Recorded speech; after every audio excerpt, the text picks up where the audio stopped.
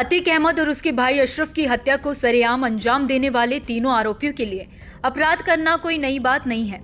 इन तीनों का criminal background है। अतीक हत्याकांड में शामिल सनी सिंह हमीरपुर का रहने वाला है, दूसरा आरोपी लवलेश तिवारी बांदा जिले का और तीसरा अभियुक्त अरुण उर्फ कालिया कासगंज का निवासी है। आइए विस्तार से बताते हैं आपको इनकी क्राइम कुंडली के बारे में। सनी सिंह हमीरपुर जिले के कुरारा थाने का हिस्ट्री शीटर है। 281A नंबर की उसकी हिस्ट्री शीट में 14 केस पहले से दर्ज हैं, जिसमें धारा 307 यानी कि हत्या के प्रयास के 3 मामले हैं। अब इस फहरिस्त में हत्या का मामला भी जुड़ गया है। सनी के पिता जगत सिंह और मां अब इस दुनिया में नहीं है। सनी के 2 भाई और हैं, इनमें से एक की मौत हो चुकी है और दूसरा भाई पिंटू चाय की दुकान में काम करता है। पिंटू ने बताया कि सनी बचपन से ही घर से भाग गया था और पिछले 10 साल से घर नहीं आया है। वह ऐसे ही फालतू के काम करता रहता था। हमारा उससे कोई संबंध नहीं है। अतीक और अशरफ की हत्या का दूसरा आरोपी अरुण मौर्य उर्फ कालिया कासगंज के गांव बघेला पुख्ता का रहने वाला है। 2014 और 15 में उस पर उजानी और सोरो के बीच चलती ट्रेन में लूटपाट के दौरान सिपाही को गोली मारकर हत्या का आरोप लगा था। इस मामले में वह जेल भी गया। उसके बाद अपराध की दुनिया में वह आगे बढ़ता चला गया। उसके 2 छोटे भाई धर्मेंद्र और आकाश हैं, जो फरीदाबाद में कबाड़ का काम करते हैं। अरुण के बचपन से ही माता पिता गुजर चुके हैं।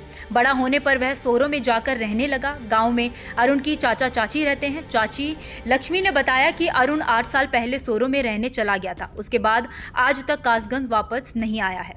बांदा के कयोत्रा इलाके का रहने वाला लवलेश तिवारी भी पहले जेल की हवा खा चुका है। उसके पिता यज्ञ तिवारी ने मीडिया से बात करते हुए कहा कि 4 भाइयों में लवलेश तीसरे नंबर का है। हमारा उससे कोई लेना देना नहीं है। उसके खिलाफ पहले से ही एक केस दर्ज है।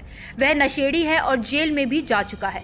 वह कभी कभार घर आता था। हाँ, 5-6 दिन पहले जरूर घर आया था। पता चला कि लवलेश के खिलाफ 4 पुलिस केस दर्ज है। लड़की को थप्पड़ मारने के मामले में 1 महीने पहले भी वो जेल जा चुका है। एक मामला शराब का है। खबरें बताती हैं कि हत्यारोपी लवलेश ने पूछताछ में पुलिस को बताया कि उसके रिश्तेदारों के जमीन के कुछ मामले थे, जिस पर अतीक अहमद और उनके गुर्गों ने कब्जा कर लिया था।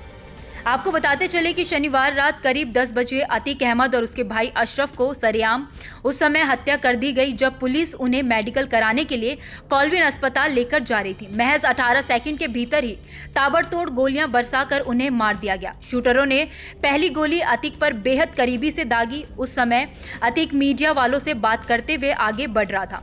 गोली चलने की आवाज सुनकर अशरफ पीछे मुड़ा तो उसे भी गोली मार दी गई। दोनों के गिरने के बाद भी अंधाधुंध गोलियां बरसाई गई। दोनों की मौके पर ही मौत हो गई। Bureau reports, news nation.